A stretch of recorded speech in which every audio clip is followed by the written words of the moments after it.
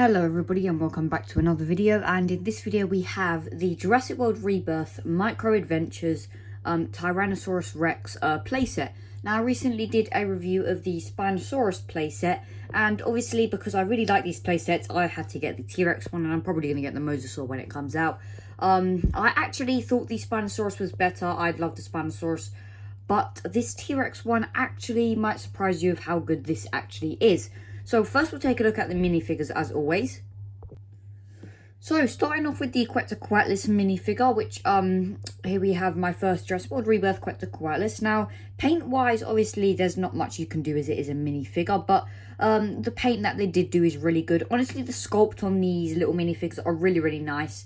Obviously if you want to customize it yourself you could and add more paint, as when you do if you add paint to this I think it would definitely bring out the details on this figure even more. But if we take a closer look at the head sculpt, if we can put my hand behind here so we can actually get a closer look at the head, we can see some sort of eye or details there. This might be better if I focus the camera there. Really hard to see, but there is a eye right around there. Nice quills on the back, definitely a rubbery material, which is good, as I would definitely prefer rubber so it doesn't chip or anything like that. Can't really stand up, obviously expected.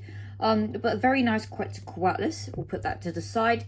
We'll take a look at the T-Rex next. Probably the one that's lacking the most in paint, but well, it's not really lacking in paint. There is paint there, but since black on the dark green doesn't really work, you can't really tell there's some black paint there. But honestly, the sculpt for this T-Rex isn't really it is alright. It's the only thing I'd say that definitely needs improvement is the head sculpt. It does look a bit unnatural to me. The arms look nice. Everything else on the figure looks nice. The head is definitely a little bit oversized, but these micro ones have sort of like out of place proportions, except for the Spinosaurus that was released for the Micro Adventures. Those proportions are really good. Anyway, and then last but not least, we have the Ankylosaurus. Now, I will do a comparison with this Ankylosaurus later, as I want to see what's changed on the new Rebirth Ankylosaurus. As I really want, and if this is the scheme we're going to see in the movie, then that's actually really nice. I love the brown on top of the yellow. Kind of looks like some sort of turtle. It looks really good. The Ankylosaurus has the obviously the clear plastic base. Obviously, now let's get into the main event or main thing, the actual head of the T-Rex. Now, there's not much to discuss when it comes to the outside.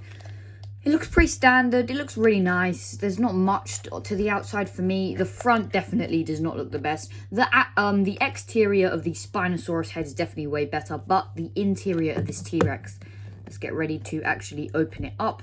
Now, I wouldn't say it's hard to open. Actually, no, it's pretty easy if you just get your finger underneath here.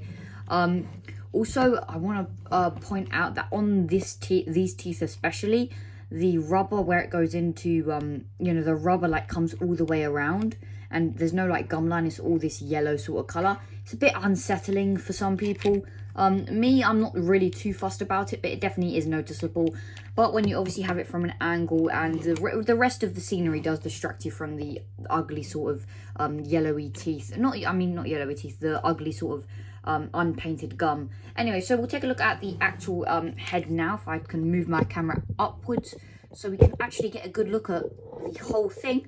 Here we have the Tyrannosaurus head, the Tyrannosaurus Rex head. So the first thing we'll take a look at is actually the we'll take a look at the bottom side first with the action features and everything. There we go, position that well. So we can we have some waterfalls here. You can obviously push down like that. Is there another one in there? Yes, there is. Actually, is there? Oh, yeah, there is. All right. There is all the waterfalls. They definitely hold up really nicely. There's no tab for this one, but it does sit there really nicely. We have the Parasaurolophus in here as well, which looks really good. I'm really happy I have a Parasaurolophus because I actually own some of the prop that was used for Rebirth, so I'm happy I'm getting the Parasaurolophus figure. So we'll take a look at the head sculpt of the Parasaurolophus. Really nice. Obviously, the crest needs to extend a bit more, but it's not too fussed. And let's do the action feature for the raptor. there we have the Velociraptor, which I believe is just a reused model for the Jurassic World Raptor. I did actually think this was a Mutant at first, but obviously you could tell it's not. Then we have the Triceratops skull. Now, I don't think this is going to be the Ceratopsian that's going to appear. I think it's probably going to be Diabloceratops or something like that. So I don't think this really gives us a hint of what Ceratopsian is going to appear, but it does look really nice, and obviously you can lift this up as a cage for other little mini dinosaurs.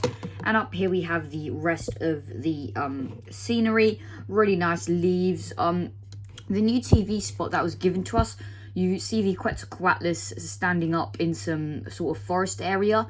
I might put a picture on screen. In fact, I will put a picture on screen. I believe this is the scene here. And there's actually a peg there, so you could probably put the Quetzalcoatlus there. And then if you actually move the waterfalls, you can stand figures up here, as there is some clear plastic here, which looks really good. One thing I do want to mention real quickly before we move on with this review is that every minifigure that I have from these micro adventures so far, all of these here, can fit inside this head without any problem, as it's very hollow here, so that's really nice, as the Spinosaurus head does not really fit anything in, or it fits the figures that it comes with, but barely. So definitely if you want storage, all of these figures fit in here just fine. And I'm sure when the Mosasaurus micro adventure head comes out, the T.Rex and the Titanosaurus figure will definitely fit in here. Might even get rid of the Titanosaurus figure as that ugly little freak. Anyway, so taking a look at the rest of the head from maybe a different angle, looking really good. Let's actually place some of the figures. Now, I don't think there's a tab for the T.Rex. There isn't a tab for the T.Rex actually, but I believe you could maybe put it on here. Let's actually try it. I have to line it up. I mean, I saw somebody do it. I think it was, yeah, Andy's Dinosaur Reviews. I think he put this on here. I'm actually going to line this up by actually looking at the camera. All right, there you go. You can actually fit the T-Rex on there. That's actually really nice. Anyway, the Ankylosaurus can go up there, and the Quetzalcoatlus can go up here as well, and it actually looks like it's flying. So yeah, let's actually get into comparisons now.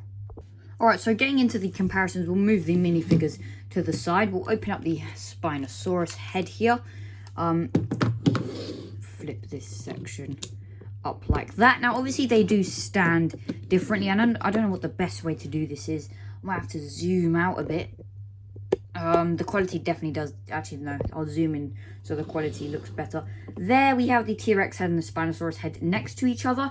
Now, these are really hard to decide between the two. I definitely go with the T-Rex though, as the interior definitely looks a bit nicer. The only thing I would say that would make this T-Rex a bit better was maybe a few more colours, as the colours here look really nice. I like the shades, they use different shades of green. Here it's just the same green continued. But the T-Rex head definitely will, you know, take the cake, as all the minifigures fit inside of it. If all the minifigures could fit inside the Spinosaurus, then I'd probably prefer the Spino, as the exterior of the Spino looks really, really nice.